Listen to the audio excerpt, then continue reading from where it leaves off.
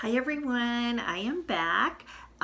Today we're going to work on what is called our pincer grasp. And what that is what you use when you're holding a writing instrument, pen, pencil, marker, crayon, whatever. And this is the language that I use with the kids. So maybe if you're working with them at home on writing, what I tell them is we make a pinch, put the pencil or marker in there. A lot of times we use markers at school. Then put your other fingers behind. So pinch, put your other fingers behind.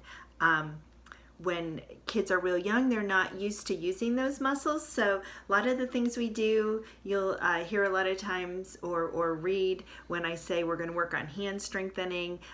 These are the muscles that we're working on.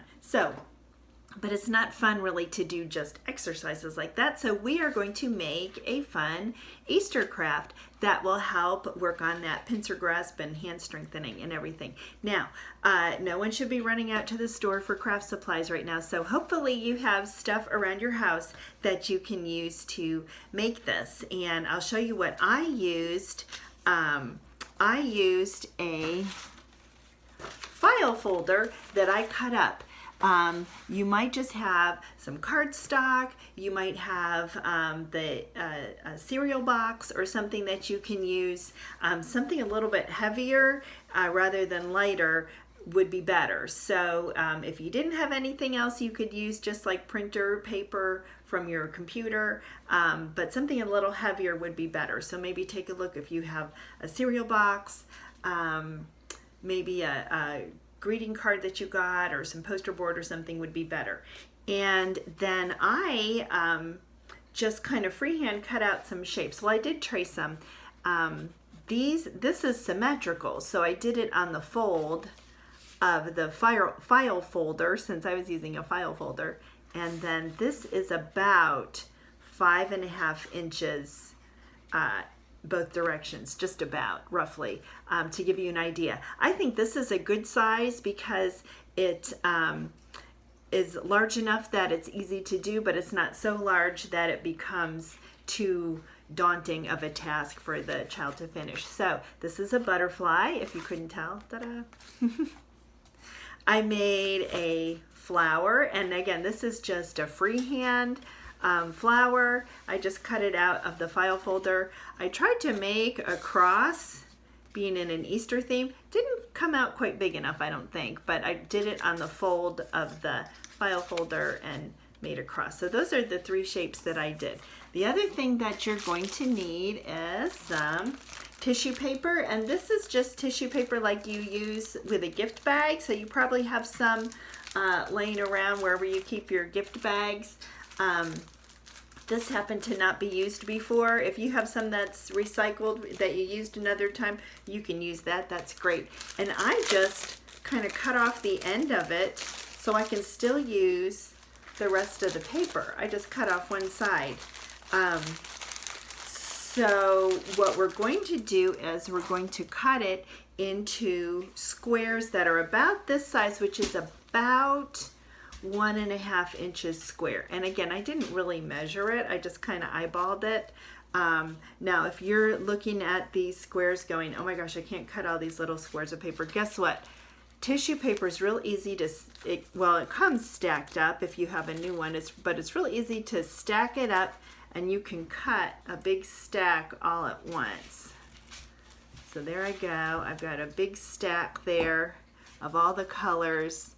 And now I've made about, I don't know, a dozen squares all at once. So now tissue paper can be a little bit hard to cut, but if you want to let your child try and cut it, that's great too. A 1.5 inch strip is a good size for them because it doesn't require a lot of open and close. You can just go broop and cut. So but tissue paper sometimes is a little hard to cut because it's so thin. So you'll have to just kind of see if your child is going to be able to cut through that or not.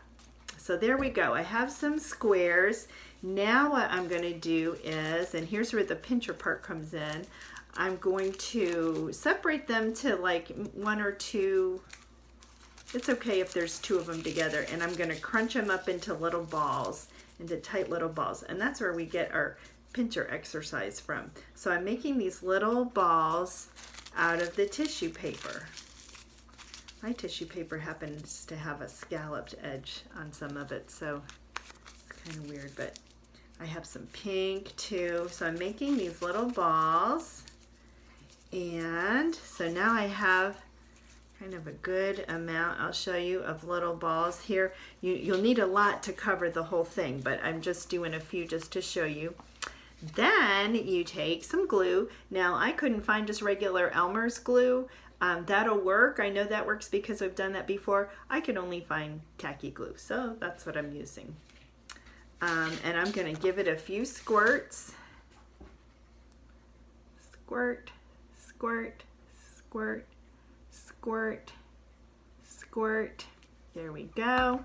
And then you just take the little clumps that you made and you stick that right in that glue. Because I have tacky glue, I can hold it up and show you. I don't know if I'd be able to hold it up if I was using regular glue. Now, it might be handy to keep a wet wipe or a wet paper towel close by, because once your child's hands get sticky and then the paper starts to stick to their fingers, they really don't like that, trust me. Years of experience. So keep a wet paper towel close by. They can wipe the sticky off their hands, and then they won't have the paper all stuck to them. So now I'm holding it upside down to you. There we go. So when you get done, you will have a lovely butterfly or flower or cross, shape of your choice, and your child will have stronger fingers. So there's a little something to keep you busy this afternoon. Hopefully you have some of those things or things you can use on hand. It may even work with a glue stick. I'm not sure. I don't think I've tried that before. I know it works with regular Elmer's glue, tacky glue. You can try with a glue stick. I am not sure, but you can try it. Okay, have a good afternoon. And if you end up making one, maybe shoot me a picture. Maybe I can, I'd love to see what you end up with. So have a good afternoon. Bye, everybody.